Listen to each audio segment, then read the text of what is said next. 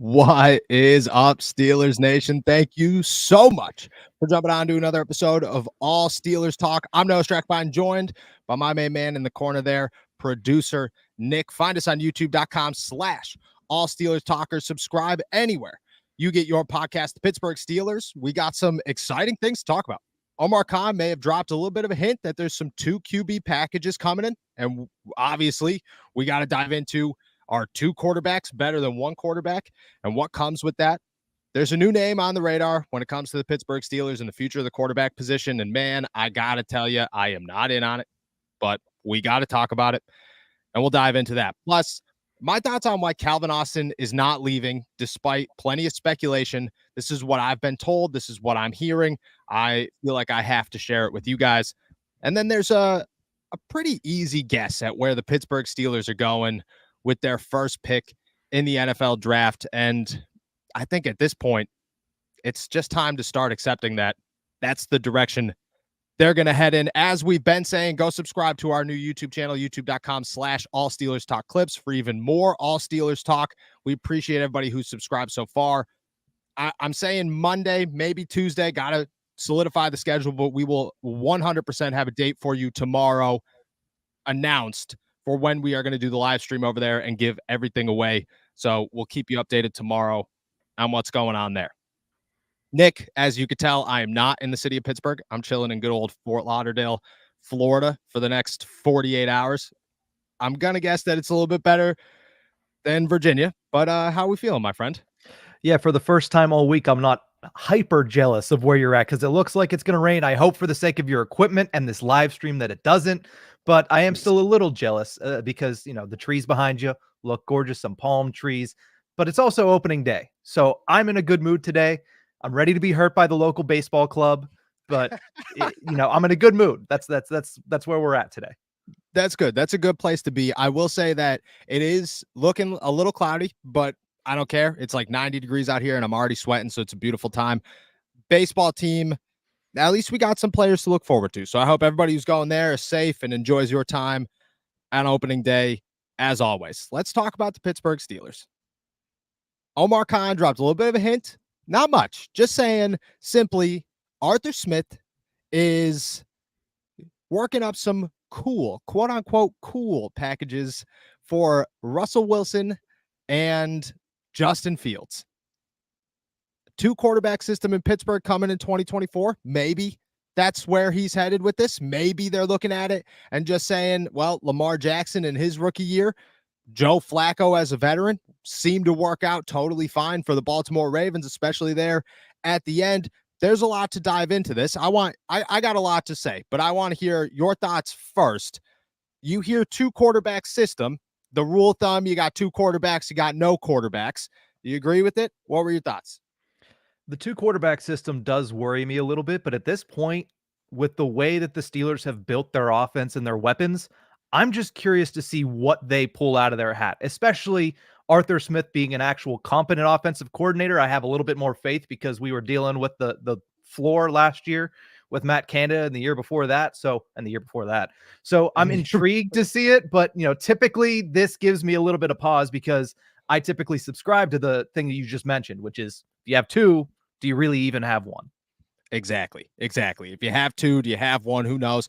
I've had this brought up to me, and I think it's a good point. People like to compare it to, well, Lamar Jackson did it his rookie year, and it worked out fine. And I think there is both a positive and a negative to take away from that notion, because I agree with you wholeheartedly, 100%. If you have 2 good quarterbacks, you're better off picking one and saying, that's my quarterback.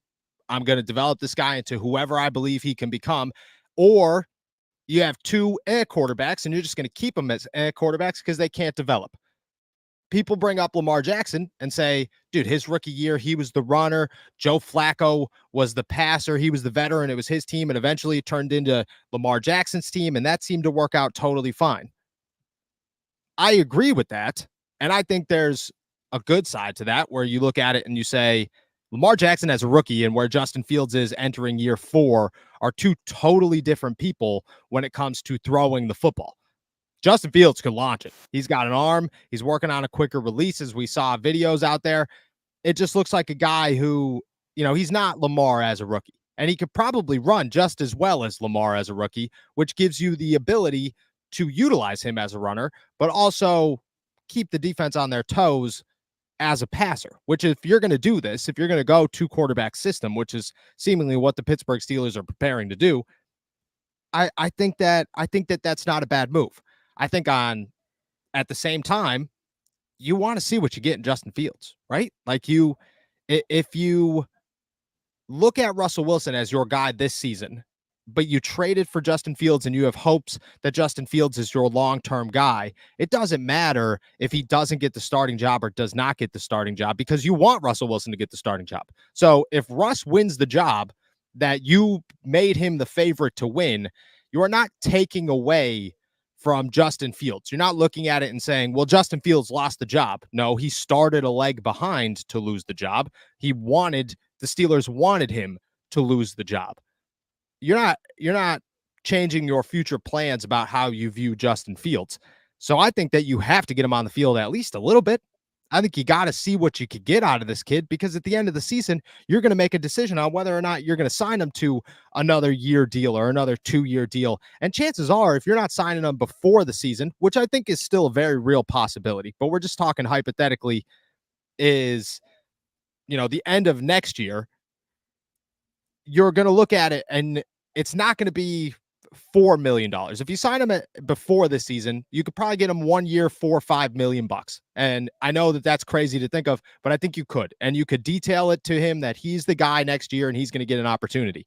If it's at the end of the season, I think you're looking at it and you're signing him for $15 million.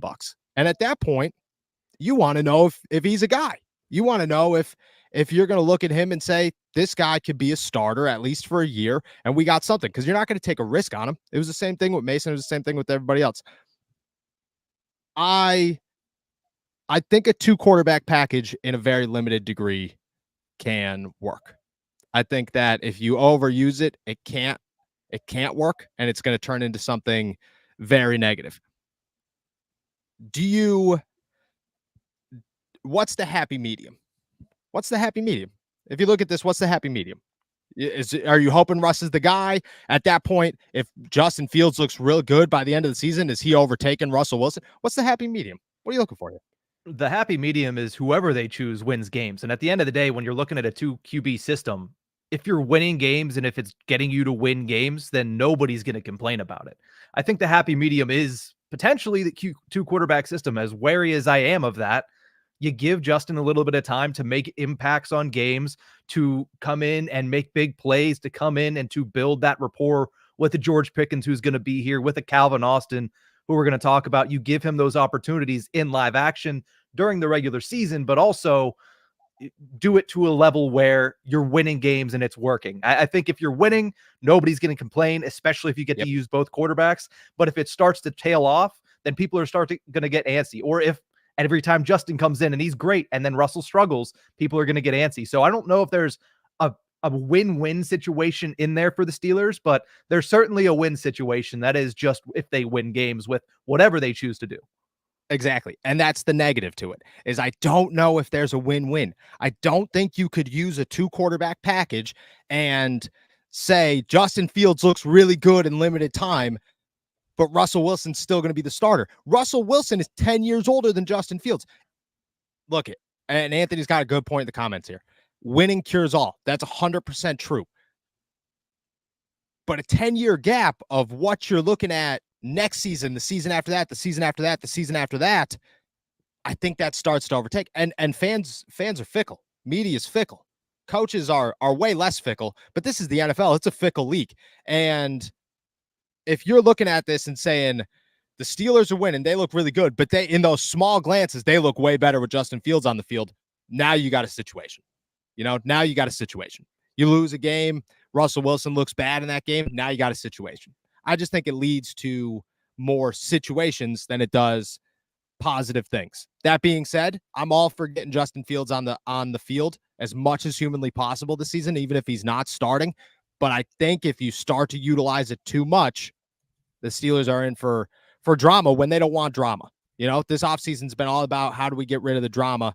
I think you could find yourself in more quarterback controversy as the year's going on, which is not where you want to be. I want to talk about a name that popped up, but first I want to answer these two questions because I appreciate Michael, I appreciate Chris. Besides center, what is the one position the Steelers cannot afford to miss out on in the draft? Also, who's the one prospect that screams center? Excuse me.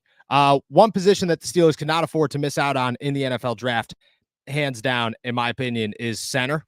I just like if you right now you don't have a center. You know, you need positions to play football. You need all 11 of them, and the Steelers don't have one. And I think center is the way to go. Going number two, I want to say offensive tackle. I think you could go into the season and you could get a wide receiver later. So I'm not going to say that's a super high priority. I think you can't get a tackle in the third round and expect them to overplay Dan Moore Jr. And I think your offensive line is so close to being ready that you just got to finish it. And I think the talent in this year's draft class at offensive tackle is so good that you just have to finish it. I think tackle's the one. When it goes to who screams Steelers, I mean, you're going to laugh at this. It's obviously Armarius Mims. That dude, but Zach Frazier's the other one. I try to avoid center in that answer. Armarius Mims looks like a terrifying human being, and the Pittsburgh Steelers, you can say whatever you want about the Eagles. They're the Pittsburgh Bulldogs, and that should be totally fine because the Bulldogs are real good at football. Zach Frazier would be the number one, no questions answered or asked answer. The dude broke his leg, man, and he was totally fine. Like he's like, yeah, whatever, brush it off, rub some dirt on it. That's a Steeler right there. That's a Steeler. That dude will punch you in the mouth. He just is exactly what they're looking for at the position. It's Zach Frazier. But I'm going offensive tackle, and I think my other answer is Armarius Mims. And then Chris, appreciate you as well. No, if the Steelers see Zach Frazier, here we go, as a viable center option, then wouldn't the Steelers be better served by trading down and still getting him? Okay, so we talked about this the other day, and I'll be happy to rehash it again right now.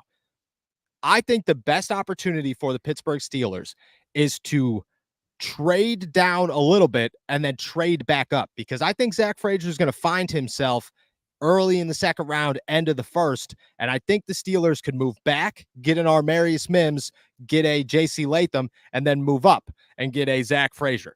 But I agree with you. I think a move for Zach Frazier is the best thing that the Steelers can do. I think that's the one prospect where you're not taking a risk on him. He's your guy. Go get him. Even Armarius Mims, he's a guy that he's 6'7". He looks phenomenal. He's only started 8 games in college.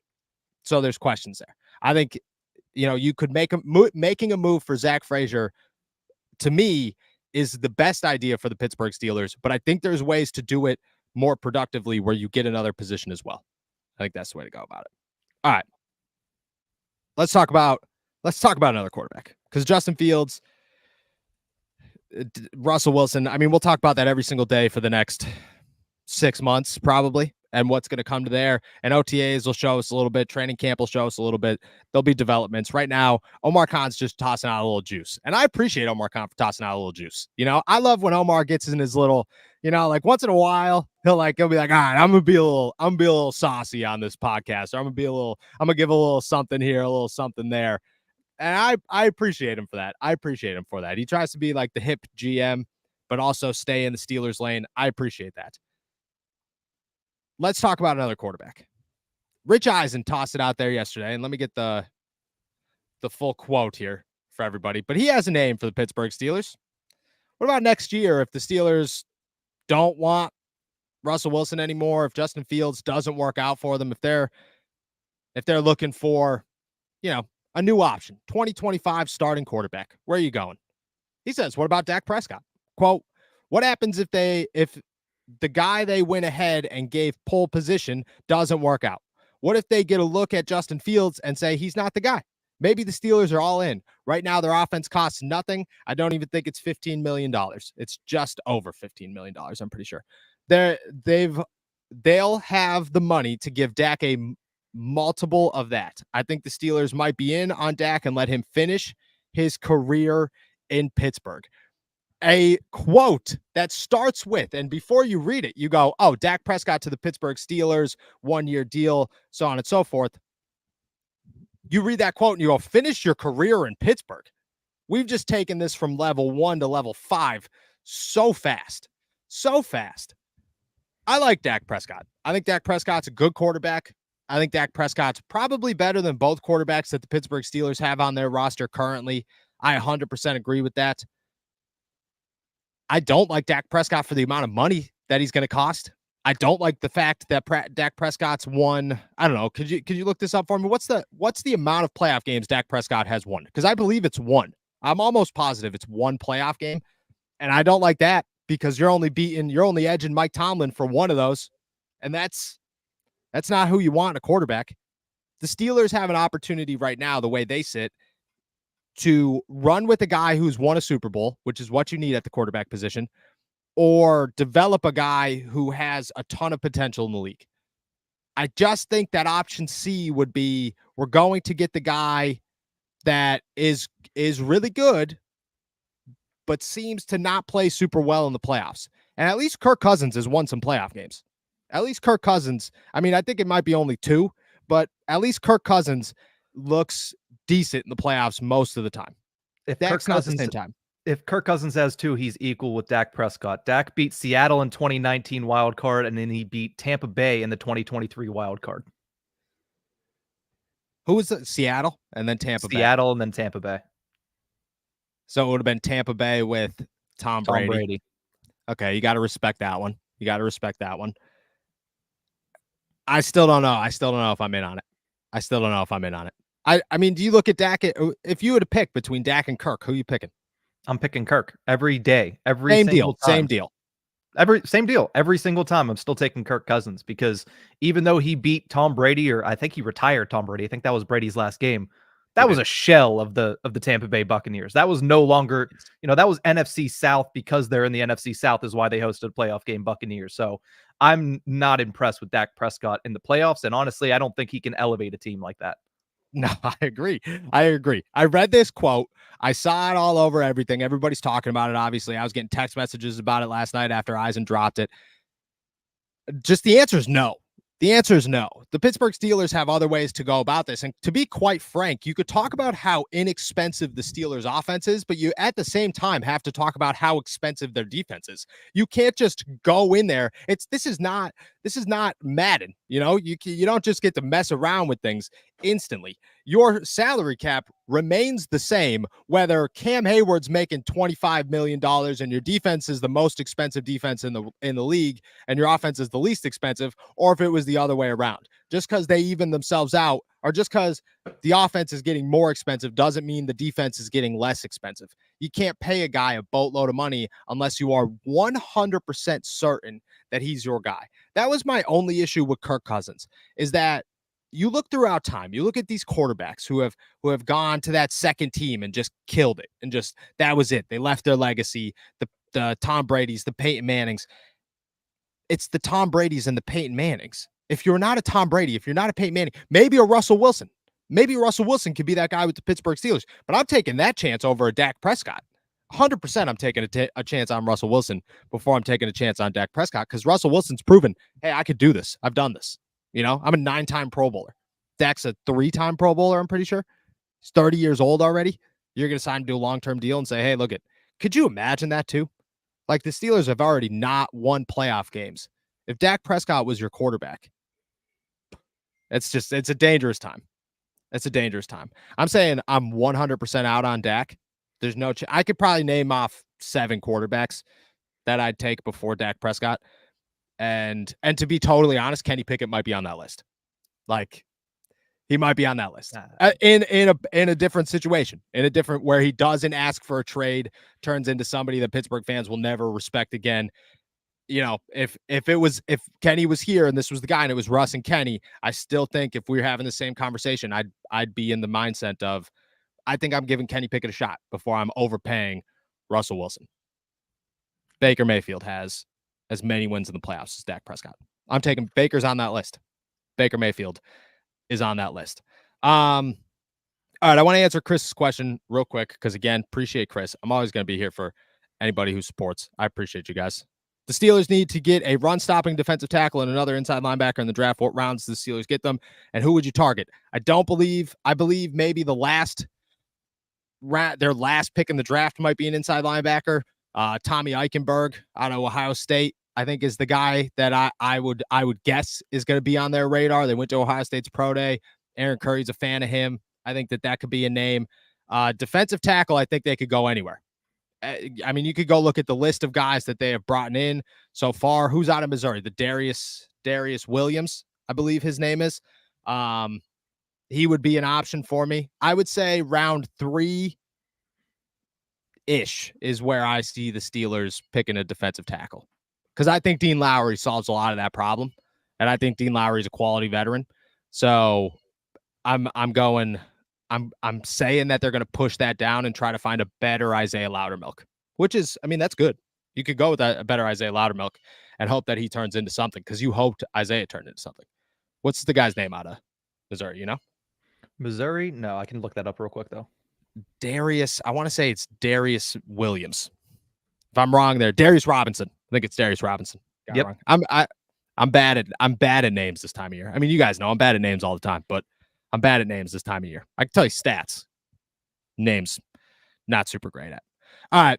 I want to talk about, I mean, some wild talk, in my opinion, about Calvin Austin and why people think that he's on the trading block when I'm telling you he's definitely not on the trading block. We're going to dive into that. And then the NFL draft. I want to talk NFL draft because I think at this point, the Pittsburgh Steelers, they have somebody and they're locked in on that person. And I think it's time to talk about it. We'll talk about that next. Here's what I want to talk about next. Size matters. We all know it, and it's important to remember it in times of need. I recently went to a small law firm in hopes of getting the compensation I felt I deserved. I didn't, and to this day, I still think about the money that I may have missed out on. I filled out mounds of paperwork, then waited around for what felt like forever, got phone call after phone call telling me what I did not do right in the process, and it was expensive.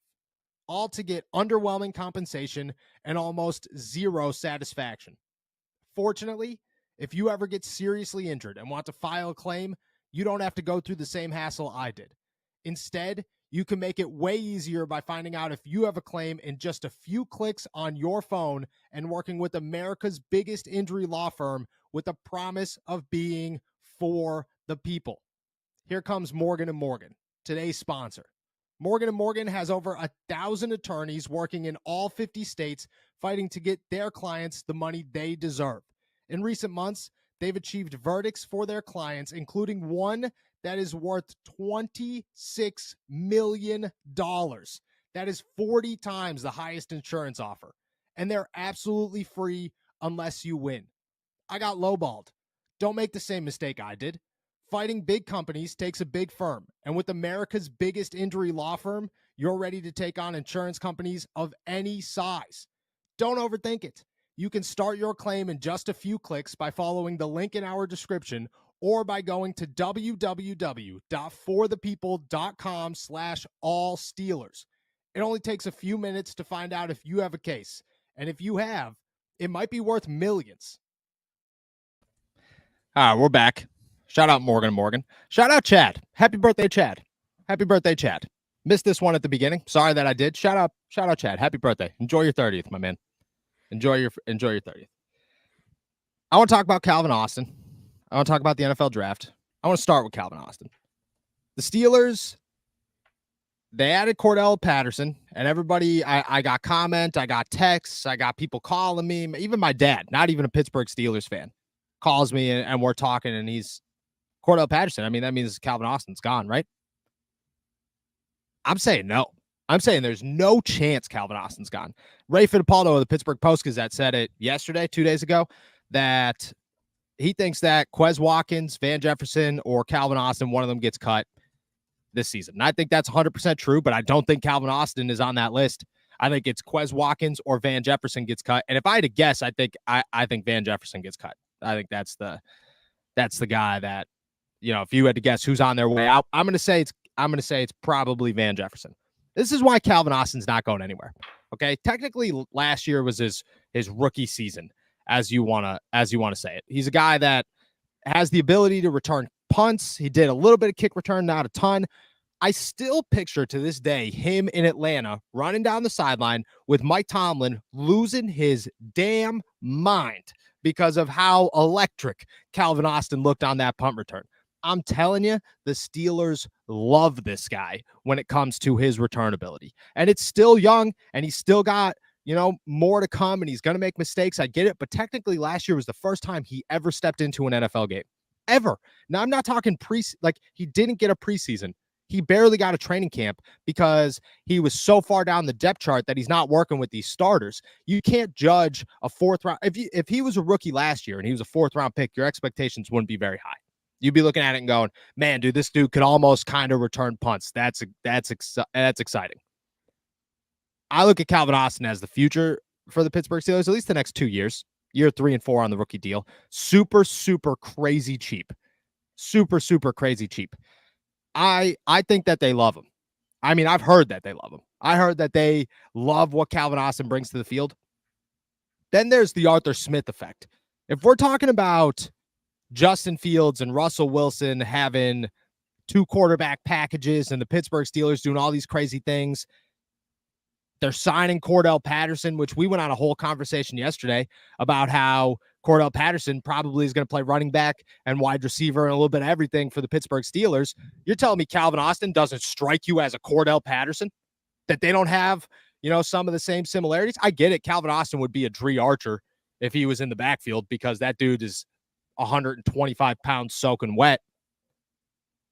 But I don't look at Calvin Austin as a dude on his way out. I look at Calvin Austin as a guy that they're trying to turn into the next all-around football player. Najee Harris said it last year. He said it to me last year that they were utilizing Calvin Austin in so many different ways, that they had him in the backfield, they had him out in the slot, they had him going deep, everything. I think that's where he's headed. I think they want him to learn from a guy like Patterson. I think they want him to develop into a guy who could do the things Patterson does, and probably much less of a running back, but a lot more of a jet sweep, end around type of like catch a screen and go 60 type of yards. That's what you want out of this guy. A better Quez Watkins. People got excited about Quez Watkins. He's a better Quez Watkins. I think that you could utilize him. And then he goes deep, man.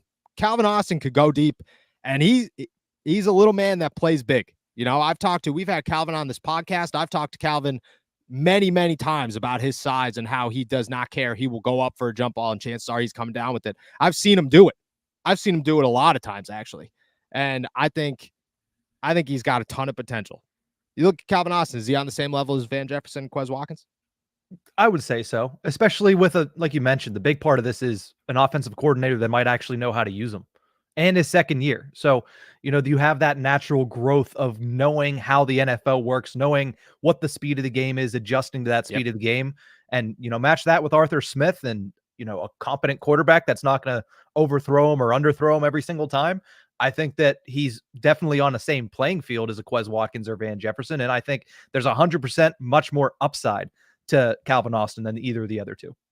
That's what I'm saying, is the upside is so high right now. Why are you getting rid of him? Why would you even consider getting rid of him? This is not Anthony Miller's coming, that's so exciting. This is a guy that you drafted 2 years ago that you still think can be everything that you once thought he could be.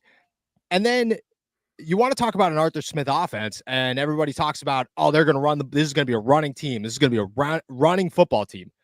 100%. But you could not run it up the middle every single time and say, there it is, guys. This is going to work. It's going to work very well. No, you got to change it up. You got to get fancy. You got to be able to adjust and keep people on their toes and defenses on their toes. And that's where Calvin Austin comes into play, because Calvin Austin's that guy that you're going to use as a bit of a Swiss Army knife to just say, hey, look it, see how fast you could run to the outside, and hopefully you could get out there. See how fast, you could take this jet sweep. It just, there's so many things that Calvin Austin could bring to a team if he's good enough. And he's still got a long way to go, but you're not going to give up on that potential for two dudes. One of them's about to be 30 years old. The other one's been in the league for 4 years. You already know where these two are going. And especially like Van Jefferson, the only way he makes this roster is if he's good on special teams. Like, let's be 100% honest. Anybody who's sitting around thinking Van Jefferson is going to be a contributing factor to the Pittsburgh Steelers offense, go look at the stat book, because that guy hasn't done anything in 2-3 years. And I hope him, I wish him nothing but the best. but I think it's kind of wild to say that there are 3 options to get cut, and Calvin Austin's one of them. I think there's 2 options to get cut, and I think it's Quez Watkins and Van Jefferson. I agree. I agree 100%. Next, let's talk about the NFL draft. I think there's a guy, and I'm 100% sold that the Steelers are going this direction. They brought him in for a pre-draft visit. Now, I think at this point it's over. You could chalk it up. The Pittsburgh Steelers have an offensive tackle with the 20th pick in the 2024 NFL draft. Still weird to say 2024 NFL draft. The Pittsburgh Steelers are going to select Armarius Mims, or they're going to trade down and select Marius Mims at 25, 24, 23, 22, 21, who knows, 30, who knows. They brought him in for a pre-draft visit. This dude's 6'7". They took him out to dinner. They met with him at the NFL Combine. I mean, I don't know how much more you could just show, hey, look, we love this guy, and he's going to fit so perfectly. We've talked about the offensive tackle many, many times when it comes to the Steelers' draft needs and why they replace him, why they replace Dan Moore, and it just makes too much sense. But I think at this point, we could chalk it up. He's the guy. Am I overreacting here? Is this an overreaction that I think that bringing him in solidify the big 3? We'll go the big 3 pre-pro day dinner that he didn't even work at. Pre-pro day dinner, NFL Combine meeting, pre-draft visit. Am I overreacting here? Mike Tomlin is many things. Good at hiding his emotions is not one of them. He absolutely loves Amarius Mims. Anytime it's brought up, anytime he was at the Georgia Pro Day, when you look at his reaction whenever he's looking at Amarius Mims, he loves Amarius Mims. You add on the fact that you just mentioned that he's basically every step of this process been with the Steelers in a capacity that is known to be important to them as to who they're going to pick. No, you're not overreacting in the slightest, and especially because it is if not the position of need for the Steelers going into this draft. Yep, that's what I'm saying. That's what I'm saying. He checks every box. And you could come up with, oh, you need a corner, you need this, you need that. Let's just go through them. All right. Let's just eliminate. Process of elimination here. Because I've been dying to do this, to be honest with you. And I explain this to people all the time, but I've never actually broke it all the way down on the podcast. And I think that's because the fresh air is kind of livening me up here. You know, I think it's because the sun's coming out a little bit. I might have just felt a drop of rain as I said that, but that's okay. You look at corner. Let's just go through the top ones. Corner, Dante Jackson's here for a year. He's a starter. You want a slot guy, go get a slot guy. I think that's an option. I think DeMonte KZ's an option. I think DeMonte KZ could be your slot corner, and I don't think the Steelers would be super upset about it. He's got experience playing nickel, and he was actually pretty good playing nickel. You need a slot corner. I think you could find a slot corner. Dante Jackson's your starter on the outside. So that allows you to do something as crazy as go draft MJ Devonshire out of Pitt in the 4th round or the 5th round and feel good to see if you could turn him into something, if you could turn Corey Trice into something. There's no pressure to get an immediate starter right now at corner. Next season, 100%. This year, there's not. And I'm not saying that you don't draft a corner. I'm trying to detail why these may not be first-round picks. You go center. I mean, there's no excuse for center, but I think that you could get a center in the 2nd round, and I think you can move up for center. And I don't think Jackson Powers Johnson's going to be there at 20, and that's the only center like worth drafting at 20. You're overdrafting if you're going Barton or Frazier at 20.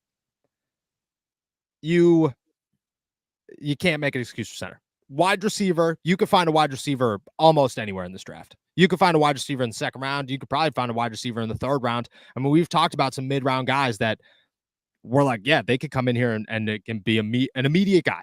An immediate guy. I think Tyler Boyd, that's gone. I think that's over. I don't think they're going to add anybody else at this point. Maybe somebody like real sleeper, but I think they have their roster.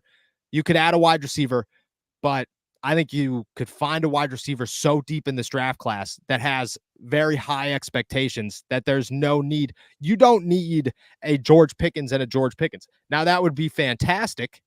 That would be awesome. But you don't need a George Pickens and a George Pickens. You need a George Pickens and a number 2. And that number 2 range is much wider than 2 number 1s. You know, like that. There's a gap between 1 and 2. And a lot of these guys in the 1st round, they're 1s. So a lot of these guys in the 2nd round, maybe the 3rd round, they're 2s. And I think that's fine. You go defensive tackle. Dean Lowry solves a lot of those issues. I'm not real worried about. defensive tackle. Inside linebacker, hello, Patrick Queen. No reason to even consider an inside linebacker. Am I missing something? Am I missing a position here? I think you're spot on that. I think I I got don't them think all. there's anything else. I think that's it. I think that's all the positions. Offensive tackles left. And you could probably say there's a process of elimination there, but the talent, the trenches, the Andy Weidel, the Mike Tomlin taking him out to dinner, the Georgia Bulldog connection. I think if you could have two Broderick Jones, the Pittsburgh Steelers would never pass on that idea ever. And that's what's in front of them is you have the possibility to have two Broderick Jones, guys that won a national championship together at Georgia, who looked very good. And I mean, I get it, both limited time as starters, but that's okay. I think that there's zero questions asked that Armarius Mims is their top guy at the 20th pick. And I'm telling you, I think that they're biting at the chop. I saw somebody saying don't sleep on the Bengals. I like that notion of maybe the Bengals are in front of them and maybe they could draft Armarius Mims. I think the Bengals are probably going to get a shot at some other guys, like the dude out of Penn State, the dude out of Fuaga out of Oregon State. I think they're going to have an opportunity at a guy before them. And don't get me wrong, if it falls where the dude from Penn State, who I'm terrible at names, ends up at 20, somehow, some way, you're drafting him. Zero questions asked. The dude out of Oregon State falls to you 20, you're drafting him. Zero questions asked. But I think those two are going to be better suited for guys earlier in the draft. And I think that's where we're at. I'm going Armarius Mims. I think that's the one. Lock it in. No Strackbine. Every mock draft from here on out will be Armarius Mims. Where? That's the question. That's where we go from here. Where are the questions? All right. Go ahead. I was about to say, you said, what are the questions? We got plenty of them on today's episode. Chris asks another one, says, any way the Steelers can afford Justin Simmons? And I'll add on to that. Do you think they're still looking for a safety on the free agent market? I don't think that they're still looking for a safety on the free agent market. I think the safety's gone. Justin Simmons, look, if it's post NFL draft and Justin Simmons is still somehow floating around and his price tag's dipping and the Steelers saying, well, why not? Then why not? Those things could happen. They've done it before. I just don't know how that's going to happen. Like, I don't know how somebody hasn't already paid this guy. And I just have a very hard time believing that he's not going to get. Did you see that bird? I felt the bird. I felt how close that bird was. There's no way that I just have a hard time saying nobody's going to pay this guy and pay him $10+ million. I mean, Josh Reynolds went for 2 years, $14 million yesterday, and I thought that was overpaying for Josh Reynolds. That we've gone from cheap back to expensive. We've done the life cycle. This is the second tier of tier one. So I'm saying Justin Simmons goes expensive somewhere. If he ends up in Pittsburgh, I wouldn't be shocked, but I'm not going to say I expect it. Alrighty, next up, Kuz says, so I wasn't on board with Armarius Mims at first, but do you think they trade up with the Panthers for JPJ Jackson Powers Johnson? Do you think there's a chance the Steelers trade up to get a center in the first round? No, I don't. I think there's a better opportunity to get one in the second round. And I see a couple of people in here talking about lag, and I apologize. It's outside Florida,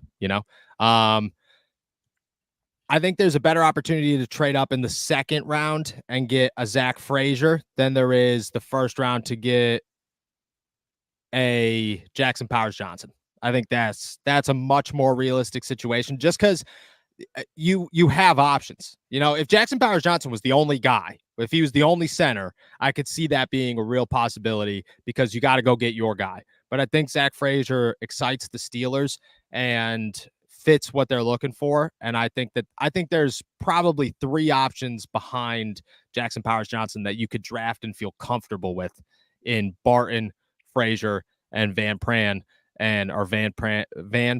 excuse me. And I think all those things are why they won't trade up in the first round. Skylar has a quarterback question, says, what do you think about Jordan Travis, Joe Milton, who had a clip yesterday from his pro day that is going everywhere, or Sam Hartman out of Notre Dame? What do you think about those depth options later in the draft for the Steelers as a 4, maybe a 3 to go up against Kyle Allen? So Jordan Travis, I think, is going to go higher than people anticipate. I think he's going to be a third, fourth round pick, somewhere around there. He's going to climb late. I don't see the Steelers having an opportunity to get him. And I don't think they're really interested in a quarterback that early. Joe Milton, I mean, he's going to go viral every step of the way because this dude's arm is a rocket and it's unbelievable. And somebody's going to take a shot on him. If he falls to the 6th round, I like Joe Milton a lot for the Pittsburgh Steelers. I think he could come in here and compete and actually have a shot to beat out Kyle Allen. And you already have 2 veterans. Why do you need a third? Go get a rookie. Go get a guy who could be your number 2 behind Justin Fields next season if that's the way that you're going. I think that Milton might find himself going earlier than the 6th round. And if that's the case, he's not on the Steelers board. If he's in the 6th round, don't be surprised if they draft him. Sam Hartman, I like. I think you could probably, I don't even know if he's going to get drafted.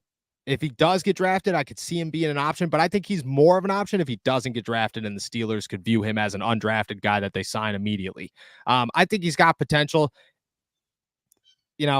For a guy who's as experienced and old as Hartman is and not being considered a higher draft pick tends to kind of tell you, hey, maybe the ceiling's very low. But I still think that I still think that there might be an opportunity. I'm going Milton, though. I'm going Milton. Chad asks, Nick and Noah, are the Steelers going to use Patterson as a wide receiver, or is he going to play more running back?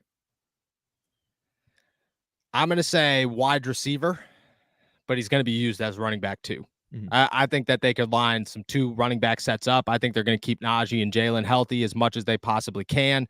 I'm going to say wide receiver. Expect him to be utilized kind of in a way that I just described Calvin Austin in the run the football, but you're lining up as a wide receiver, do all those things. I do expect him to be their slot guy in week 1, but I expect him to kind of be all over the field.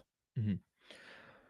Jake asks, can we please talk about how our win total is 7.5? Is that disrespectful to the Steelers to put the win total at 7.5 or not? I know we're both big betting guys, so what are your thoughts on that? I'm hammering it. Is this a thing? Is this a real thing? Can we confirm that it's 7.5? Because if it's 7.5, I'm not giving betting advice because I'm bad at betting. As much as I bet, I'm bad at it. I'm just going to say personally, I will hammer that with everything in all of my FanDuel, DraftKings, everything accounts. 7.5 is ridiculous. It's ridiculous. I'm seeing 8.5 on one of those sites you just mentioned. 8.5 is still ridiculous. It's like this is an every year thing where everybody says, "Oh, it's going to be." It's not.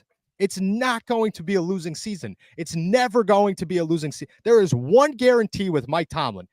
And every year you could try to disprove it, but it's a guarantee. I learned the moment that Duck Hodges led them to an 8-8 season that Mike Tomlin will never have a losing season in his career. There's no chance. 7.5, easy. 8.5, I'm feeling just as confident. Just as confident. There's no chance. That's the one guaranteed bet. Like the one, if you are every season, I know so many guys. Sports writers are degenerate gamblers. That's just a proven fact. I know so many guys who are like, look, I lost all year, but that's okay because the Steelers are going to win 9 games and I'm going to make it all back on one bet. That's how confident you should be in this. Be those degenerate sports writing gamblers. 100%. Last question we got here is from Wilford. He says, what's up with Quan Alexander? Are the Steelers going to reach out and keep him? No, I don't think so. I think that they replaced Quan with Patrick Queen. I think Quan was cool. I liked Quan. I thought he had a ton of potential. I could see him kind of being in the mix during training camp if he doesn't have a team and the Steelers need somebody and they just don't want Mark Robinson to kind of be around anymore. I could see that being an opportunity, but I don't know. I think they have their big 3. I think if Cole Holcomb isn't ready for week 1, that changes things. If Cole Holcomb isn't going to be ready by the start of the season, Quan Alexander could definitely be an option if he's ready by the start of the season. But as we sit here right now, I would not anticipate Quan Alexander coming back. I still don't have the gong, so I'll just say that we're out of questions at this point. And the gong. Any thoughts on the Sky Judge? I don't know, like the rule change Sky Judge. I don't know. I don't have an issue with it. I think I don't have an issue with any of the rule changes or any of the altercations that alternations. I saying that word right? That the NFL made at the league meetings. I think that they're all alterations. good, and yeah. I think they'll all help. And I also want to answer this one. Do you think Corey Trice? Everybody toss him in late, and I appreciate it. Do you think Corey Trice could come back for a starting spot? I don't think Corey Trice is going to compete for a starting spot. I hope we get to see Corey Trice do something. I do. The thing with Corey Trice is you can't have any expectations for him. You barely got to see him in training camp. He's a 7th round pick with a long injury history. You just have to view him right now as a guy who you don't know what's going to happen. You have no idea if it's going to work out or not work out. And because of that, you just go in here with a blank slate and hope for the best. But I think that's where we could sit on him. I have zero expectations for Corey Trice right now. None. But I do like him. Big Corey Trice fan. I think he's a good dude. I think he's got a ton of talent. And if he could stay healthy, I think he's like a mid-round pick if he stays healthy in college. And I think he makes the 53-man roster last year if he stays healthy in training camp. That's where I stand. All right. With that, we're heading out of here. Thank you guys so much for jumping on to another episode of All Steelers Talk. Make sure to subscribe to us on YouTube, youtube.com/All Steelers Talk. Check us out anywhere you get your podcast. And as always, find all of our work at allsteelers.com. Make sure to go subscribe to our new YouTube channel, youtube.com/All Steelers Talk Clips. Tomorrow, we will have a schedule planned for when we will do the live stream over on All Steelers Talk Clips channel to give away the Mean Joe green jersey. And I think we're giving away a couple of t-shirts and maybe a hat, something like that. So we'll make sure that everybody's involved and included and everybody knows where to go when we're giving those away. Enjoy another, I want to say beautiful day in the Berg, man, but I think it's about to start to rain here in Fort Lauderdale. So wish me the best of luck. Everybody enjoy a beautiful day in the Berg. Peace.